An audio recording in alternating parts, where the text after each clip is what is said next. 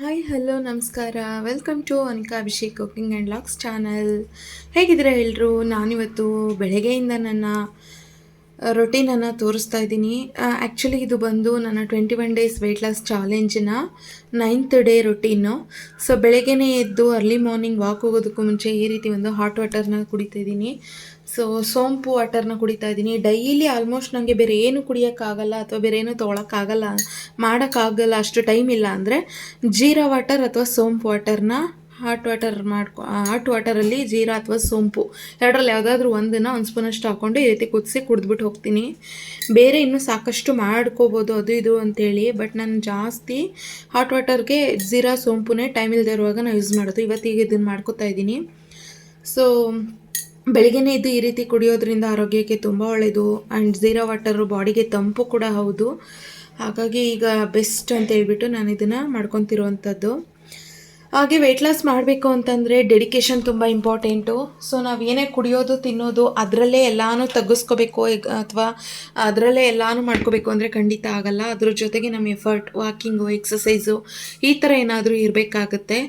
So must and should. ಈಗಂತೂ ನಾನು water ಕುಡಿದು ಕಂಪ್ಲೀಟ್ ಮಾಡಿ ಆಯಿತು. ಇವಾಗ ನಾನು ವಾಕ್ ಹೋಗ್ತಾ ಇದ್ದೀನಿ. ಆಲ್ಮೋಸ್ಟ್ ಸನ್ರೈಸ್ ಆಗಿಬಿಟ್ಟಿದೆ ಇವತ್ತು ಬೆಳಿಗ್ಗೆನೇ. ಸೊ ವಾಕ್ ಮಾಡ್ಕೊಂಡು ಬಂದುಬಿಡೋಣ ಅಂತ ಹೇಳಿಬಿಟ್ಟು ವಾಕ್ ಹೋಗ್ತಾ ಇದ್ದೀನಿ. ಟೋಟಲಿ ಇವತ್ತು ನನ್ನ ವಾಕಿಂಗ್ ಸ್ಟೆಪ್ಸ್ ಬಂದು 7000 ಚೇಂಜ್ ವಾಕಿಂಗ್ ಸ್ಟೆಪ್ಸ್ನ ಕಂಪ್ಲೀಟ್ ಮಾಡಿದ್ದೀನಿ. ಡೈಲಿ ಈ ಥರ ವಾಕಿಂಗ್ ಇರಲೇಬೇಕು. ನನಗೆ ಎಕ್ಸಸೈಸ್ ಮಾಡೋಕ್ಕಾಗಲಿಲ್ಲ ಅಂದರೂ ಅಟ್ಲೀಸ್ಟ್ ವಾಕ್ ಆದರೂ ಇರಲೇಬೇಕಾಗತ್ತೆ. ವಾಕು ಮಾಡಿದೆ, ಎಕ್ಸಸೈಸು ಮಾಡಿದೆ, ಬರೀ ಫುಡ್ಡಲ್ಲಿ ಕರಗಿಸ್ಕೊಬಿಡ್ತೀನಿ ನಾನು ಅಂದರೆ ಅದೇ ಕಾರಣಕ್ಕೂ ಆಗಲ್ಲ. ಆ್ಯಸಿಡಿಟಿ ಫಿಲ್ ಆಗುತ್ತೆ ಅಷ್ಟೇ ಹೊರ್ತು, ನಿಶಕ್ತಿ ತುಂಬಿಕೊಳ್ಳುತ್ತೆ ಬಾಡಿನಲ್ಲಿ ಅಷ್ಟೇ ಹೊರ್ತು ಬಾಡಿ ಸ್ಟ್ರೆಂತ್ ಆಗಿರಲ್ಲ. ಸೊ ಆದಷ್ಟು ಈ ರೀತಿ ವಾಕಿಂಗು, ಎಕ್ಸಸೈಸು, ಯೋಗ ಏನಾದರೂ ಒಂದು ನಮ್ಮ ಊಟದ ಜೊತೆ ಅದು ಕೂಡ ತುಂಬ ಇಂಪಾರ್ಟೆಂಟ್ ಆಗುತ್ತೆ. ಸೊ 7000 ಚೇಂಜ್ ಸ್ಟೆಪ್ಸ್ ಎಲ್ಲ ಕಂಪ್ಲೀಟ್ ಆದಮೇಲೆ ಮನೆಗೆ ಬಂದು ಫ್ರೆಶ್ ಅಪ್ ಆಗಿ ಬ್ರೇಕ್ಫಾಸ್ಟ್ನ ಮಾಡ್ತಾಯಿದ್ದೀನಿ. ಅರೌಂಡ್ ನಾನೀಗ 9 ಗಂಟೆಗೆ ಮಾಡ್ತಿರೋದು. ಫ್ಯಾಟ್ ಕಟರ್ ಡ್ರಿಂಕ್ ಕುಡಿತಿದ್ದೆ, ಬಟ್ ಇವತ್ತು ಯಾವುದೂ ಫ್ಯಾಟ್ ಕಟರ್ ಡ್ರಿಂಕ್ ಕುಡಿತಾ ಇಲ್ಲ. ಡೈರೆಕ್ಟಾಗಿ ಬ್ರೇಕ್ಫಾಸ್ಟನ್ನೇ ಮಾಡ್ಕೋತಾ ಇದ್ದೀನಿ. ಸೊ ಬ್ರೇಕ್ಫಾಸ್ಟ್ಗೆ ನಾನಿಲ್ಲಿ 1 ಕಪ್ಪಷ್ಟು ಸಫೋಲಾ ಮಸಾಲ ಮಿಲೆಟ್ಸ್ನ ಮಾಡ್ಕೋತಾ ಇದ್ದೀನಿ. ಮಿಲೆಟ್ಸು ಮತ್ತು ಓಟ್ಸ್ ಮಿಕ್ಸ್ ಆಗಿ ಮಸಾಲ ಇರುತ್ತೆ. ಸೊ ಇದು ಇನ್ಸ್ಟಂಟ್ ಪ್ಯಾಕು. ಮನೇಲೆ ಓಟ್ಸಲ್ಲಿ ಇದನ್ನು ಮಾಡ್ಕೋಬೋದು ಅಥವಾ ಮಿಲೆಟ್ಸಲ್ಲಿ ಇದನ್ನು ಮಾಡ್ಕೋಬೋದು. ಬಟ್ ನನಗಿವಾಗ ಹೊರಗಡೆ ಹೋಗೋಕ್ಕೆ ಟೈಮ್ ಇಲ್ಲ. ಹೊರಗಡೆ ಹೋಗಬೇಕು ಅನ್ನೋ ರೀಸನ್ಗೋಸ್ಕರ ನಾನು ಈ ರೀತಿ ಮಾಡ್ಕೋತಾ ಇದ್ದೀನಿ.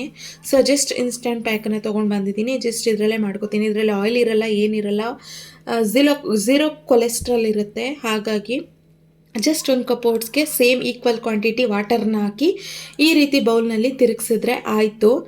ಇಲ್ಲ ಸೂಪ್ ಈ ಥರ ಬೇಕು ಅಂದರೆ ಎಕ್ಸ್ಟ್ರಾ ವಾಟರ್ನು ಕೂಡ ಆ್ಯಡ್ ಮಾಡಿಕೊಂಡು ತಿನ್ಬೋದು. ಸೊ ಇದು ಒಬ್ಬರಿಗೆ ಆರಾಮಾಗಿ ಹೊಟ್ಟೆ ತುಂಬಷ್ಟು ಚೆನ್ನಾಗಿ ಹೆಲ್ತಿಯಾಗಿರುವಂಥ ಒಂದು ಫುಡ್ ಅಂತಲೇ ಹೇಳ್ಬೋದು.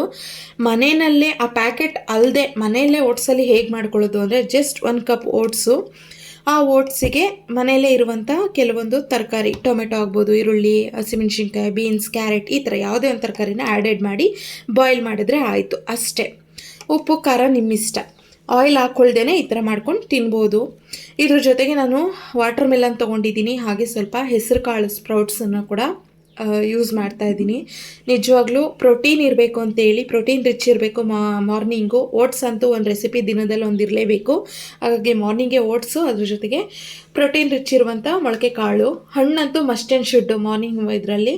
ಸೊ ವಾಟರ್ ಮೆಲನ್ ಇದಿಷ್ಟೂ ಈಗ ನಾನು ಬ್ರೇಕ್ಫಾಸ್ಟ್ಗೆ ತೊಗೊಂಡಿದ್ದೀನಿ.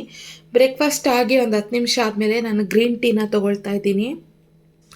Green tea must and should 3 times ಕೂಡ. ಸಮ್ಟೈಮ್ಸ್ ನಾನು ಗ್ರೀನ್ ಟೀನ ಶೂಟ್ ಮಾಡ್ಕೋತೀನಿ, ಸಮ್ಟೈಮ್ಸ್ ಶೂಟ್ ಮಾಡಲ್ಲ. ಬಟ್ 3 ಟೈಮ್ಸು ನಾನು must and should green tea ತೊಗೋತೀನಿ. ಅದ್ರ ಜೊತೆಗೆ ನಾವು ಪ್ರತಿದಿನ ವಾಟರನ್ನು ಕುಡಿಲೇಬೇಕು, 3ರಿಂದ 4 ಲೀಟರು. ಅದನ್ನು ನೀವು ಹೆಂಗೆ ಡಿವೈಡ್ ಮಾಡ್ಕೊಂಡು ಕುಡಿತೀರಾ ನಿಮ್ಮ ಇಷ್ಟ. ಬಟ್ ವಾಟರ್ ಜೊತೆಗೆ ಸಬ್ಜಾ ಸೀಡ್ಸ್ ವಾಟರ್ನ ತೊಗೊಳ್ಳಿ. ಈ ಥರ ನಾವು ಹೀಟ್ ಇರುವಾಗ ಬಾಡಿಯೇನ ಹೈಡ್ರೇಟ್ ಮಾಡ್ಕೋಬೇಕು ಅಂದರೆ, ಕೂಲ್ ಆಗಿರಬೇಕು ಅಂತಂದರೆ ಅದು ಕೂಡ ಇಂಪಾರ್ಟೆಂಟು. ಸೊ ಮಧ್ಯಾಹ್ನ ಊಟಕ್ಕೆ ಬಂದರೆ ಅನ್ನ, ಸಾಂಬಾರು, ಅದ್ರ ಜೊತೆಗೆ ಸ್ವಲ್ಪ ಬೆಂಡೆಕಾಯಿ ಪಲ್ಯ, ಸಲಾಡ್ನ ತೊಗೊಂಡಿದ್ದೀನಿ. ಸೊ ರೈಸ್ ಸ್ವಲ್ಪನೇ ಕ್ವಾಂಟಿಟಿ ತೊಗೊಂಡಿದ್ದೀನಿ. ಇನ್ನು ಸಂಜೆ ಸ್ನ್ಯಾಕ್ಸ್ಗೆ ಅಂತ ಬಂದರೆ ಸ್ವಲ್ಪ ಮಖಾನ ಫ್ರೈ ತೊಗೊಂಡಿದ್ದೀನಿ, ಅದ್ರ ಜೊತೆಗೆ ಗ್ರೀನ್ ಟೀ ತೊಗೊಂಡಿದ್ದೀನಿ. ಹಾಗೆ ರಾತ್ರಿ ಊಟಕ್ಕೆ ಶಿಫ್ಟ್ ಆಗೋದಾದರೆ ಮಿಲೆಟ್ಸು ರೈಸ್ ಮಾಡ್ಕೊಂಡಿದ್ದೀನಿ. ಆ ಮಿಲೆಟ್ಸ್ ರೈಸ್ ಜೊತೆಗೆ 1 ಕಪ್ಪಷ್ಟು, ಹಾಗೆ ಅದ್ರ ಜೊತೆಗೆ ಸಾಂಬಾರು, ಹಾಗೆ ಸಲಾಡ್ ತೊಗೊಂಡಿದ್ದೀನಿ. ಸೊ ಇದಾಗಿತ್ತು ನನ್ನ 9th ಡೇ ರೊಟೀನು. ಮತ್ತೊಂದು ಹೊಸ ಒಂದು 10th ಡೇಯ ರೊಟೀನ್ ಜೊತೆಗೆ ಬರ್ತೀನಿ. ಅಲ್ಲಿವರೆಗೂ ಟೇಕ್ ಕೇರ್, ಬಾಯ್.